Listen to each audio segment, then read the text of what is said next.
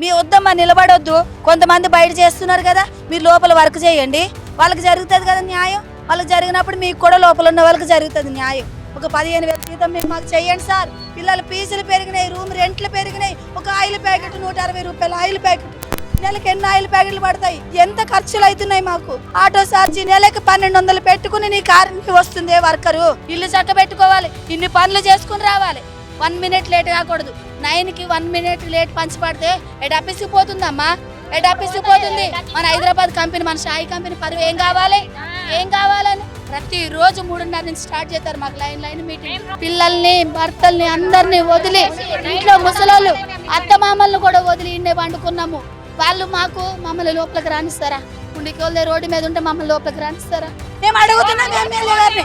ఇంతమంది ఆడవాళ్ళు రోడ్డు మీద పడితే ఎమ్మెల్యే గారు ఇక్కడికి వచ్చి ఎందుకు స్పందించలేదు? ఎవరు చేస్తారు మాకు న్యాయం? వస్తున్నారు, స్పీచ్ తీసుకుంటున్నారు, ఏ ఛానల్స్ అయినా పోతున్నాయి, కానీ మాకు న్యాయం చేసేటోళ్ళు లేరు. మాకు న్యాయం జరగాలి. మేము 15 సంవత్సరాల నుంచి ఈ కంపెనీలో పనిచేస్తున్నాము. 2012 సంవత్సరంలో 3,800 జీతం. అదే డీడీ అప్పటి నుంచి పెరుగుతుంది, కానీ కంపెనీ యాజమాన్యం ₹1 పెంచలేదు మాకు. ఏ విధంగా న్యాయం ఇది? ఎన్ని పెరుగుతున్నాయి? ప్రభుత్వంలో ఏది పెరగకుండా ఉన్నది ఇప్పటి వరకు. ప్రతి ఒక్కటి పెరిగింది. ఇంటి రెంట చూస్తే 6,500. పిల్లల ఫీజులు చూస్తే ఏ విధంగా ఉన్నాయి? పిల్లల ఫీజులు పెరిగినాయి, ఇంటి రెంట్లు పెరిగినాయి. కనీసం నీ కంపెనీకి ఎంప్లాయీ రావాలంటే, నీ వర్కర్ రావాలంటే నెలకి 1200 పెట్టుకుని ఆటో ఛార్జీ పెట్టుకుని వస్తుంది. నువ్వు ఇచ్చే 9,000లో నెలకి 1200 ఆటో ఛార్జీ పెడితే ఏ విధంగా ఆ వర్కర్ బతుకుతుంది? మీరేమో లక్షల జీతాలు కంపెనీ వాళ్ళు తీసుకోవాలి, వర్కర్కి చూస్తేనేమో 9,000 జీతం. ఏ విధంగా న్యాయం? 9,000 జీతం. 3 డుమ్మాలు కొడితే 1,400 పైన వచ్చాయి. మళ్ళా 3 డుమ్మాల రోజులు శాలరీ కట్ చేస్తారు. ఇదంతా కట్టి 2,700 కట్ అవుతున్నాయి ఈ రోజుకి మాకు. ఈ నెలలో అయితే 4 రోజులు మేము బయట ఉన్నాము, 2,700 రూపాయలు కట్టు మాకు. 4 రోజుల్లో 2,700 ఏ విధంగా కట్ చేస్తాం? మేము ఇది రోజు 4వ రోజు లోపల కంపెనీ లోపలుండి 3 రోజులు అడిగినాము సార్ని. 3 రోజుల్లో కూడా మాకు జిఎం ఇచ్చిన మాట ఏంటంటే, మీ చేతనైనంత మీరు చేసుకోండి, నేనేం చేయనని మాట్లాడింది. అది వర్కర్ ఆయన మాట్లాడేది న్యాయమేనా? ఏ విధంగా న్యాయం మాకు? ఏ విధంగా జరుగుతుంది న్యాయం మా పక్షాన? ఎవరు మాట్లాడట్లేదు. ఇక్కడికి పోండి, అక్కడికి పోండి, కమిషనర్ ఆఫీస్కి పోండి, అక్కడికి పోండి మాట్లాడుతున్నారు, కానీ ఎవ్వరూ మాతో మాట్లాడట్లేదు. ఎవరు మీ పక్షాన్ని నిలబడ్డా యాజమాన్యాన్ని పిలిచి మాట్లాడతాను అని ఏ పొలిటికల్ కూడా వచ్చి మాట్లాడలే ఇప్పటి వరకు. యాజమాన్యాన్ని వచ్చి ప్రశ్నించిన వాళ్ళు ఎవ్వరూ లేరు. ఏ విధంగా మాకు న్యాయం అవుతుంది? లోపల ఉన్న స్టాఫ్కి అయితే ఉంటుంది శాలరీ. లోపల ఉన్న ప్రతి ఒక్క సూపర్వైజర్, మా వెనకాల సూపర్వైజర్ 30,000 తీసుకుంటుంది. జీవో ప్రకారం ఇస్తున్నాను అంటున్నా కదా, వాళ్ళకి ఇస్తున్నామని జీవో ప్రకారం. వాళ్ళకేమో నీకు ఇష్టం వచ్చినట్టు పెరుగుతుంది జీతము. వాళ్ళదేమో నీకు ఇష్టం వచ్చినట్టు పెంచుకుంటున్నావు. వాళ్ళు పని చేస్తున్నారమ్మా, వాళ్ళకి తగినది న్యాయం జరిగింది అంటున్నావు కదా, మరి మేము పని చేస్తలేదా? వర్కర్స్ లేకుండా సూపర్వైజర్లు ఏ విధంగా నీకు హెల్ప్ చేస్తున్నారు? వాళ్ళు ఒక్క షర్టు కుట్టి బయటికి పెట్టమను, మేము ఒప్పుకుంటాం వాళ్ళ సూపర్వైజర్లని. మేము లేదు పని చేసుకోమను. మేము 4 రోజులు బయట ఉన్నాం. 4 రోజుల నుంచి ఎంత ప్రొడక్షన్ ఇస్తారు వాళ్ళు? మేము చేసుకోమను. సూపర్వైజర్లే కదా, అందరు పని వచ్చిన వాళ్ళే కదా. పొద్దున్న 7 గంటలకు వచ్చి మొత్తం సూపర్వైజర్లే కానీ, ఇన్ఛార్జ్లే కానీ అందరు వచ్చి రోడ్లో బస్ స్టాప్ కాడ సగం మంది ఉన్నారు, ఇటు సైడ్ సగం మంది ఉన్నారు. వచ్చిన వాళ్ళు వచ్చినట్టు లోపలికి చెప్తున్నారు. ఇక్కడ నిలబడినా వాళ్ళు నిలబడిస్తలేదు. మీ వద్దమ్మా నిలబడొద్దు. కొంతమంది బయట చేస్తున్నారు కదా, మీరు లోపల వర్క్ చేయండి, వాళ్ళకి జరుగుతుంది కదా న్యాయం. వాళ్ళకి జరిగినప్పుడు మీకు కూడా లోపల ఉన్న వాళ్ళకి జరుగుతుంది న్యాయం అని లోపలికి అందరినీ పంపిస్తున్నారు. అది కరెక్టా? దొంగల్లాగా పంపించాల్సిన అవసరం ఏంటి కంపెనీకి? కంపెనీ టైంలో 9కి వచ్చే ఆపరేటర్ నువ్వు లోపలికి తీసుకోవాలి, 9కి వచ్చే వర్కర్ని నువ్వు లోపలికి తీసుకోవాలి. 7 గంటలకు వచ్చే వాళ్ళని ఎట్లా తీసుకుంటావు నువ్వు? 7 గంటలకు రావాల్సిన వాళ్ళు 7 గంటలకు ఫోన్ చేసి ఎట్లా పిలిపిస్తావు నువ్వు? ఏ విధంగా జరుగుతుంది కంపెనీ న్యాయం? ఏ విధంగా జరుగుతుంది మా పక్షాన? దొంగల్లాగా నువ్వు లోపల ఇక్కడ అక్కడ నీ జనాల్ని నీ సూపర్వైజర్ని పెట్టుకుని దొంగల్లాగా ఒక్కొక్కరు లోపల తీసుకోవాల్సింది కర్మ నీకేంటి? నువ్వు జీతం పెంచి నీ ఎంప్లాయీస్ని అందరిని లోపల తీసుకో, నీ వర్కర్స్ అందరిని లోపల తీసుకో. మేమేం అడుగుతున్నాము? నిన్ను కోట్లు అడుగుతున్నామా? లక్షలు అడుగుతున్నామా? వేలు అడుగుతున్నామా? నిన్నేం అడుగుతున్నాం? మా జీతంలో కొంచెం పెంచమన్నాం. ఒక 15,000 జీతం మేము మాకు చేయండి సార్. పిల్లల ఫీజులు పెరిగినాయి, రూమ్ రెంట్లు పెరిగినాయి. ఒక ఆయిల్ ప్యాకెట్ 160 రూపాయలు ఆయిల్ ప్యాకెట్. నెలకి ఎన్ని ఆయిల్ ప్యాకెట్లు పడతాయి? ఎంత ఖర్చులు అవుతున్నాయి మాకు? ఏ విధంగా న్యాయం? ఆటో ఛార్జీ నెలకి 1200 పెట్టుకుని నీ కారు వస్తుంది వర్కరు. నీ వర్కర్ వస్తుందే 1200 పెట్టుకుని నెలకి ఆటో ఛార్జీ 1200 రూపాయలు 1200 రూపాయలు మేము ఆటో ఛార్జీ అడిగామా బండ్లగూడ నుంచి కూడా వస్తారు నీ వర్కర్స్ బండ్లగూడ నుంచి ఇటు ఎల్బీ నగర్ నుంచి అన్ని దిక్కల నుంచి గట్కేసర్ నుంచి 4 దిక్కల నుంచి నీ వర్కర్స్ వస్తారే నీకు మేమైనా బస్ ఫెసిలిటీ అడిగినామా నీకేమైనా మేము ఆటో ఛార్జీ అడిగినామా మేము ఏది అడగలే కంపెనీ మళ్ళీ అంత దూరం నుంచి వచ్చినా కూడా 1 మినిట్ లేట్ అవ్వద్దు 1 మినిట్ లేట్ అవ్వద్దు మాకు లేడీస్ ఇంట్లో పిల్లల్ని చక్కబెట్టుకోవాలి ఇల్లు చక్కబెట్టుకోవాలి ఇన్ని పనులు చేసుకుని రావాలి 1 మినిట్ లేట్ కాకూడదు 9కి 1 మినిట్ లేట్ పంచి పడితే హెడ్ ఆఫీస్కి పోతుందమ్మా హెడ్ ఆఫీస్కి పోతుంది మన హైదరాబాద్ కంపెనీ మన షాయి కంపెనీ పరువు ఏం కావాలని ప్రతిరోజు 3:30 నుంచి స్టార్ట్ చేస్తారు మాకు లైన్ మీటింగ్ స్టార్ట్ చేస్తారు లైన్ మీటింగ్ స్టార్ట్ చేస్తారే మరి ఇంతమంది వర్కర్స్ పంచబడలేదు కదా మరి యాజమాన్యానికి ఏం చెప్పుకుంటున్నారు మరి మీరు వర్కర్స్ ఇప్పటి వరకు ఇంతమంది ఇన్ని వందల మంది పంచబడలేదు కదా ఒక్క ఆపరేటర్ పంచి లేట్ పడితే నీకు హెడ్ ఆఫీస్కి తెలిసిపోతుందమ్మా మన పరువు పోతుందమ్మా హైదరాబాద్ పరువుని మనం నిలబెట్టుకోవాలి హైదరాబాద్ కంపెనీలో షాయి కంపెనీ మన పరువు నిలబెట్టుకోవాలని నువ్వు మాట్లాడినప్పుడు మరి ఇంతమంది రోడ్డు పడ్డారు కదా ఇంతమంది పంచు నీకు హెడ్ ఆఫీస్కి పోలేదా వాళ్ళకేం సమాధానం చెప్పుకున్నావు మరి హెడ్ ఆఫీస్ మాకేం చేస్తుంది మేము ఈ రోజుకి 4 రోజులు రోడ్డు ఎక్కి అమ్మా ఇంకా 2 వారాలు టైం ఇవ్వండి 2 వారాలు టైం ఇవ్వండి నేను మాట్లాడతా ఒక నైట్ అంతా ఇన్నే పండుకున్నాం పిల్లల్ని భర్తల్ని అందరినీ వదిలి ఇంట్లో ముసలోళ్ళు అత్తమామల్ని కూడా వదిలి ఇన్నే పండుకున్నాము వాళ్ళు మమ్మల్ని లోపలికి రానిస్తారా ఉండికోళ్ళే రోడ్డు మీద ఉంటే మమ్మల్ని లోపలికి రానిస్తారా నువ్వు కంపెనీలో నీకు వర్కర్ కావాలంటే నీకు న్యాయం నీకు ఉండాలి కదా జాలి అనేది ఏ విధంగా నువ్వు మా ఏళ్ళ చాలు పడుతున్నావు ఇంకా 2 వీక్స్ టైం ఇవ్వండి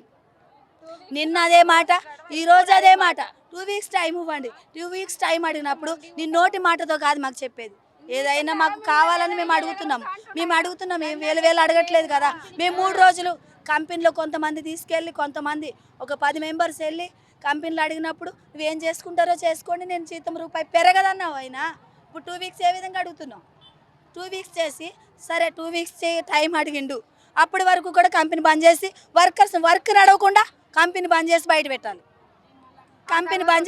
పెట్టాలి నువ్వు 2 వీక్స్ టైం అడిగావు కదా మాట్లాడదాకే ఆయన 2 వీక్స్ టైం అడిగినప్పుడు ఇంకా జీతాన్ని కన్ఫ్యూజ్ చేయడానికి జీతం మాట్లాడడానికి మాకు జీతం మా అకౌంట్లో పడడానికి ఎన్ని రోజులు టైం అడుగుతారు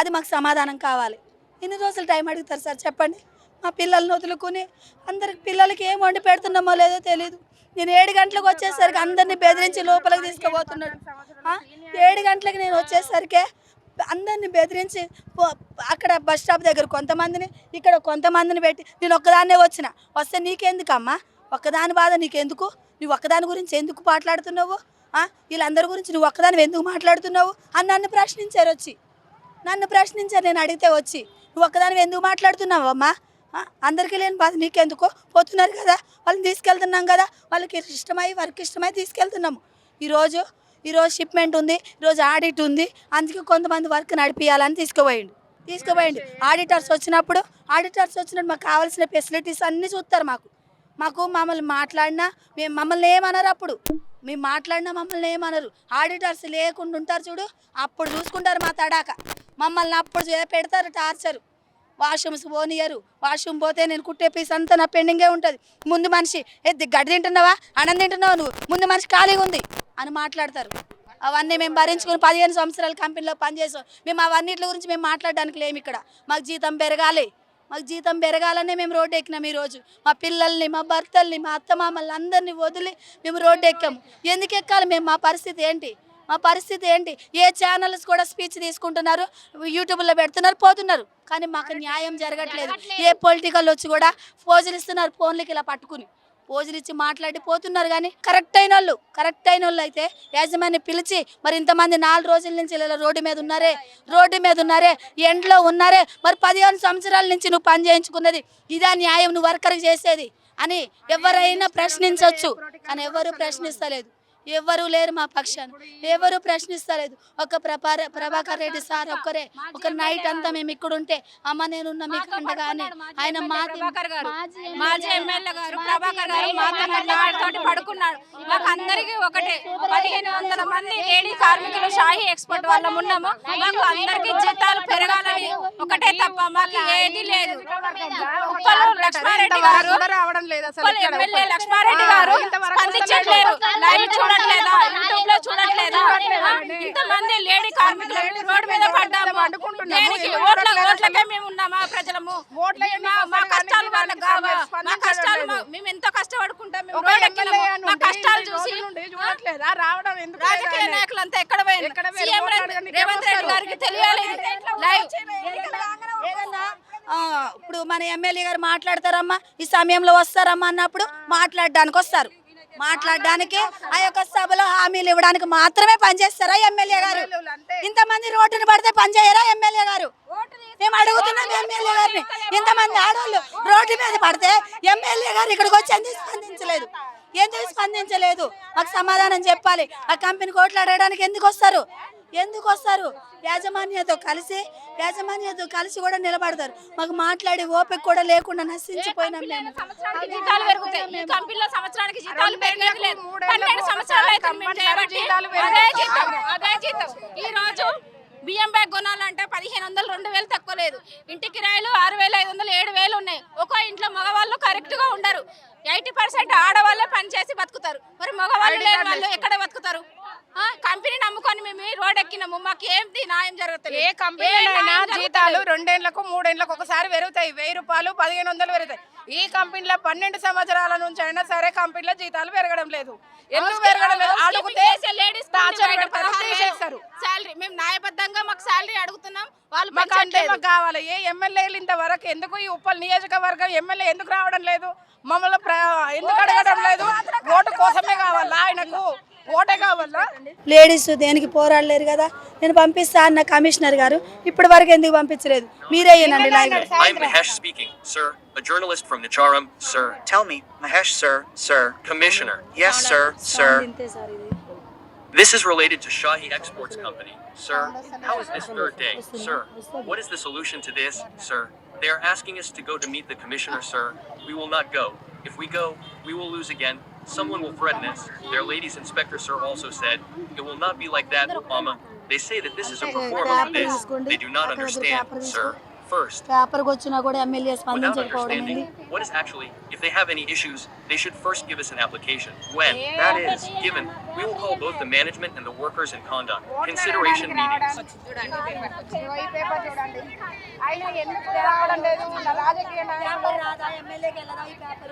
చూడడా?